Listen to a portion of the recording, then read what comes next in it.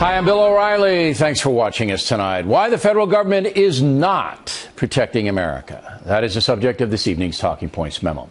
With the second Ebola case now in Dallas, Texas, Americans are rightly concerned that their government is not protecting them against this very contagious disease.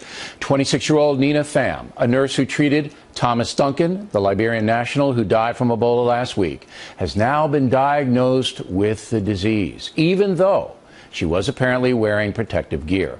Very worrisome. A new poll from NBC News asks, should there be a ban on flights from West African countries into the USA? 58% say yes, 20% no, don't know, and no answer, 22%. Talking Points has said from the beginning there is no compelling reason why West Africans should be admitted to the USA when there is an Ebola epidemic raging in that region. Think about it. Think about it. This is a national security issue, is it not? What reason is there on this earth not to suspend visas from that area? The truth is, there is no reason. Just a bunch of excuse making. We really need to be clear that we don't inadvertently increase the risk to people in this country by making it harder for us to respond to the needs in those countries, by making it harder for us to get assistance in.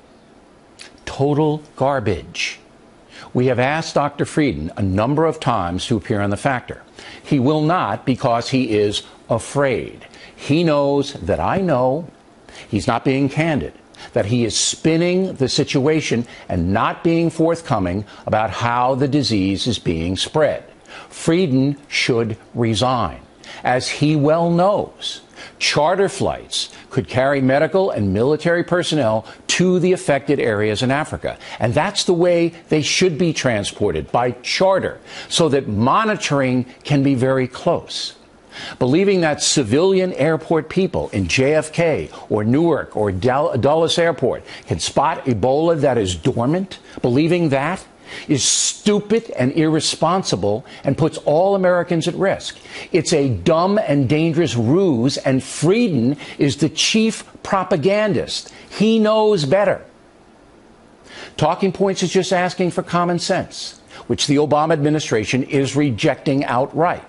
But I will predict tonight they will soon reverse course. Again, there is no compelling reason for West Africans to come to the United States at this point in time.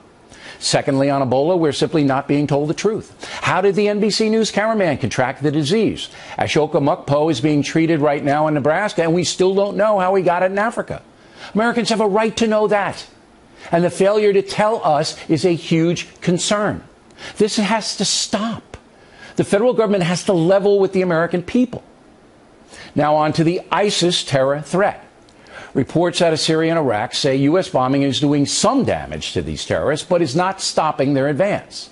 All of us who see things clearly knew that was going to be the case. And I believe President Obama also knew that was going to be the case, but wouldn't tell the American people. Instead, the president has created a myth that somehow a 60-nation coalition that is basically doing nothing is going to defeat ISIS. I mean, the Turkish army, part of the coalition, is 1 mile away from the terrorists, watching them slaughter civilians. And the Turkish army is doing nothing. Great coalition, Mr. President. Way to go. Summing up, the American people are not being told the whole truth by the Obama administration about two very important situations, and the BS has to stop. And that's a memo.